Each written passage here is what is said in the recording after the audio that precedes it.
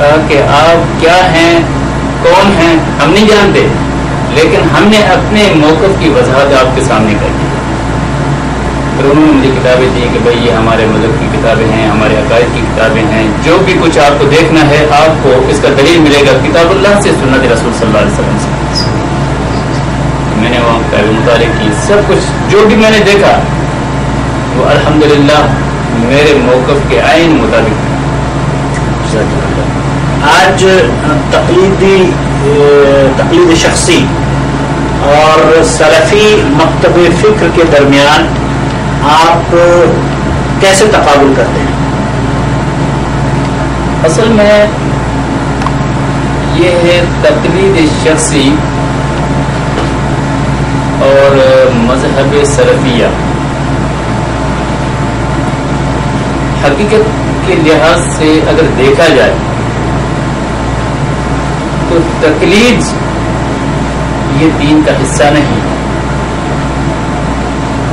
کیوں؟ اس وجہ سے کہ قرآن کریم بار بار کہتا ہے اطیعوا اللہ و اطیعوا الرسول، اللہ اور رسول کی اطاعت یہ حکم ہے۔ تقلید کا حکم کہیں بھی نہیں، آپ کو نہ کتاب اللہ سے ملے گا نہ سنت رسول سے ملے گا۔ اور میں نے عرض کیا کہ دین نام ہے سنت اور کتاب اللہ کا، جب ان کے اندر تقلید کا حکم نہیں تو سمجھو دین نہیں۔ باقی اگر کوئی تقلید کرتا ہے تو وہ سنت اور کتاب اللہ سے ہٹ کر ہے، ہم اس کو دین کا حصہ یا شریعت کا حصہ نہیں تسلیم کرتے۔ آج کل کہا جاتا ہے کہ اجماع تقلید پر ہے، اس لیے تقلید ضروری ہے، اور جو تقلید نہیں کرتے انہیں کہا جاتا ہے کہ یہ جو اللہ کے رسول صلی اللہ علیہ وسلم کی حدیث ہے کہ من شذ شذ فی النار، اس کے تحت یہ گمراہ ہے۔ اس کے بارے میں آپ کیا فرمائیں گے؟ اصل میں بات یہ ہے کہ اجماع یہ حجت ضرور ہے، لیکن اجماع کون سا حجت ہے؟ صحابہ رضوان اللہ تعالی علیہم اجمعین، ان کا اجماع وہ حجت ہے، لیکن ان صحابہ کی اجماع کے حوالے سے یہ ثابت نہیں ہوتا کہ تقلید اجماع سے ثابت ہے۔ میں ایک چھوٹا سا مثال دیتا ہوں کہ حضرت ابوبکر صدیق رضی اللہ تعالی عنہ کی شخصیت رسول اللہ صلی اللہ علیہ وسلم کے بعد پوری انسانیت میں سب سے افضل ہے۔ اس سے بڑھ کر کوئی اللہ کا ولی، اللہ کا دوست، لیکن وہ کیا فرماتے ہیں کہ ان اطیعت اللہ اور ورسولہ فاطیعون، اگر عصیت اللہ ورسولہ فلا طاعۃ لی علیکم،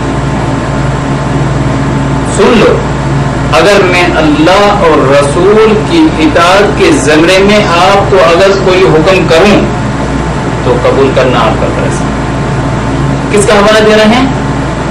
اللہ اور رسول صلی اللہ علیہ وسلم کی اطاعت کے حوالے سے، اپنی تکلیف کے حوالے سے نہیں کہ بھائی میں بھی افضل بشر ہوں، پیغمبر کے بعد پوری بشریت میں، انسانیت میں، امت میں سب سے افضل ہوں، آپ میری تکلیف کریں گے تو گمراہ تو نہیں ہوں گے؟ نہیں کہہ رہے، کہتے ہیں کہ میں اللہ اور رسول صلی اللہ علیہ وسلم کی اطاعت کا زمرے میں آ کر آپ کو حکم دوں تو آپ کے اوپر واجب ہے میری اطاعت کرنا۔ اگر میں خدا نخواستہ اللہ اور رسول صلی اللہ علیہ وسلم کے فرمان کے مخالف میں فیصلہ دوں تو پھر میری اطاعت تمہارے اوپر لازم ہے۔ تقلید کے اندر کیا ہوتا ہے؟ تقلید شخصی کے اندر ہوتا کیا ہے کہ چاہے کتاب اللہ کی مخالفت ہو رہی ہو چاہے فرمان رسول کی مخالفت ہو رہی ہو ہونے دو، لیکن امام کے قول کو نہیں چھوڑنا. یہ دین کیسے ہے؟ جب ابو بکر جیسی شخصیت ان کی تقلید، ان نے تقلید کا کلکمہ کیا، تو امام ان کے مقابلے میں افضلیت کے درجے پہ نہیں، ابو بکر سے بڑھ کر نہیں. جزاک اللہ خیر. آپ نے ابھی فرمایا دوران گفتگو کہ آپ مدارس سے فراغت حاصل کرنے کے بعد آپ نے مفتی کی وہاں پر ڈگری لی اور اس کے بعد آپ کو وہاں سے نکال دیا گیا. جن اساتذہ نے آپ کو وہاں سے نکالا ان سے اہل حدیث ہونے کے بعد آپ کی ملاقاتیں ہوتی ہیں؟ ہاں، جنہوں نے نکالا ہے ان سے خیر ملاقات تو نہیں ہوئی، لیکن جو میرے دوسرے اساتذہ ہیں وہ بھی اکابرین میں سے شمار ہوتے ہیں، اکابرین دیوبند ان میں سے شمار ہوتے ہیں. ان سے ملاقات ہوئی، انہوں نے بار بار مجھے دعوت بھی دی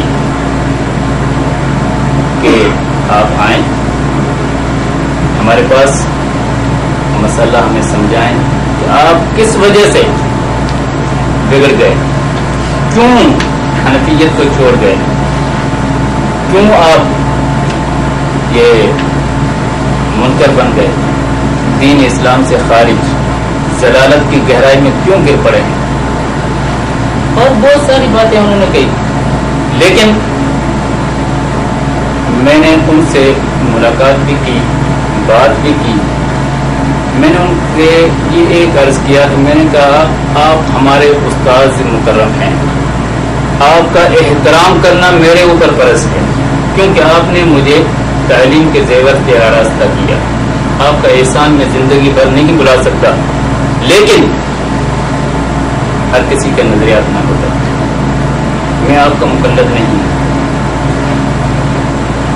وہ کہتے ہیں کہ پھر تو آپ استاد ہیں، پھر آپ کہتے ہیں کہ آپ کے دل میں استاد کا احترام ہے، عزت ہے. یہ کیسا احترام اور عزت ہے جبکہ آپ اساتذہ کی مخالفت کر رہے ہیں؟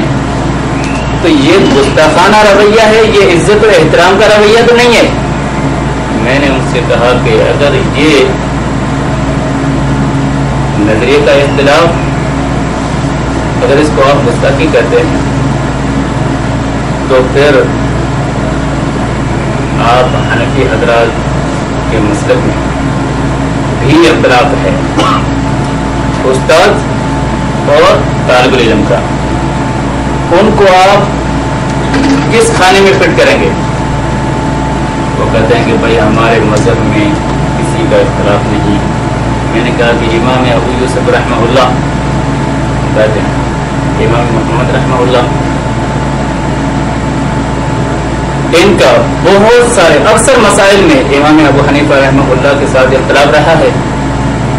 آپ جتنی بھی فقہ کی کتابیں اٹھا لو، فتویٰ کسی پر ہے؟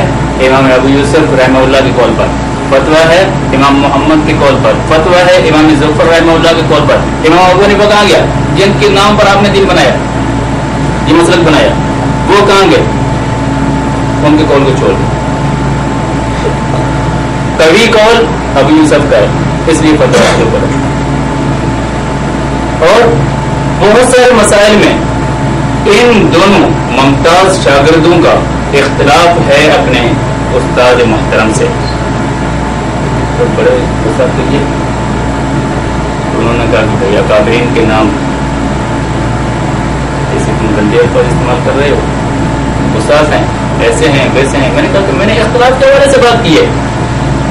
جب آپ کہہ رہے ہیں کہ ایک شاگرد کا اختلاف اپنے استاد سے یہ گستاخی کے زمرے میں آتا ہے، تو میں نے کہا کہ ابو یوسف کا اختلاف امام ابو حنیفہ رحمہ اللہ سے ہے، اس کو آپ کس زمرے میں فٹ کریں گے؟ جزاک اللہ خیر. جو شاگرد حضرات آپ سے علم حاصل کر رہے تھے، آپ کی تبدیلی کے بعد ان کے اوپر کیا اثر ہوا؟ میرے جتنے بھی شاگرد حضرات ہیں سارے کے سارے ایک جیسے تو نہیں ہو سکتے، لیکن